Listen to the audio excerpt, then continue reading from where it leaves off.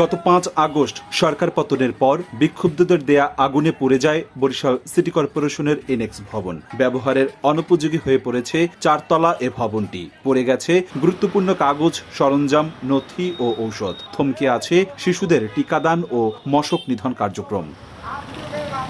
কর্মকর্তারা জানান, ভবনটিতে ইপিআই কর্মসূচিতে অন্তত ১০,০০০ শিশুকে টিকা দেয়া হতো। ১৫৪টি পয়েন্টের জন্য আইস বক্স, ফ্রিজ ও প্রায় ১ লাখ ভাওয়েল ওষুধ ছিল। সেগুলো পুড়ে যাওয়ায় শিশুদের জন্মের পর দেয়ার জন্য ৫টি টিকাসহ অন্যান্য টিকা ও ভিটামিন খাওয়ানো কার্যক্রম বন্ধ হয়ে গেছে। সঙ্গে ১২টি ফগার বেসিন, চুড়ি ও মশক নিধনের ওষুধও নষ্ট হয়েছে। সরকার পতনের পর সিটি কর্পোরেশনের কর্মকর্তা কর্মচারীদের মধ্যে শুরু হয়েছে দলাদলি। স্টোরের পরিচ্ছন্নতা শাখার যত মালামাল ছিল সব লুটপাট হয়ে গেছে, একটা মালামালও রেখে যায় না। কোলবক্স ছিল ৮টা, কেরিয়ার ছিল প্রায় ২৫০, আর লজিস্টিক মালামাল ছিল অনেক, কাগজপত্র।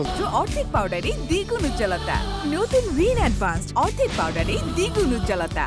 ক্ষমতার রদবদল হতেই পারে, কিন্তু আমরা সাধারণ নগরবাসী চরম দুর্ভোগে আছি। মেয়র অনুপস্থিতি থাকলেও রুটিন কার্যক্রম চলছে বলে জানিয়েছেন জনসংযোগ কর্মকর্তা। নগরবাসীর স্বাভাবিক কার্যক্রম সবই চলতেছে। আমরা ময়লা পরিষ্কার করতেছি, আমরা ট্রেড লাইসেন্স বা অন্যান্য যে ডিপার্টমেন্টগুলোর স্বাভাবিক কার্যক্রম চলতেছে। বরিশাল সিটি কর্পোরেশনে স্থায়ী কর্মকর্তা কর্মচারী আছেন ৫৩৭ জন আর অস্থায়ী আছেন ১,২০০ জন। বরিশাল শহরে প্রায় ৮০০ কোটি টাকার উন্নয়ন প্রকল্প চললেও তা থমকে আছে।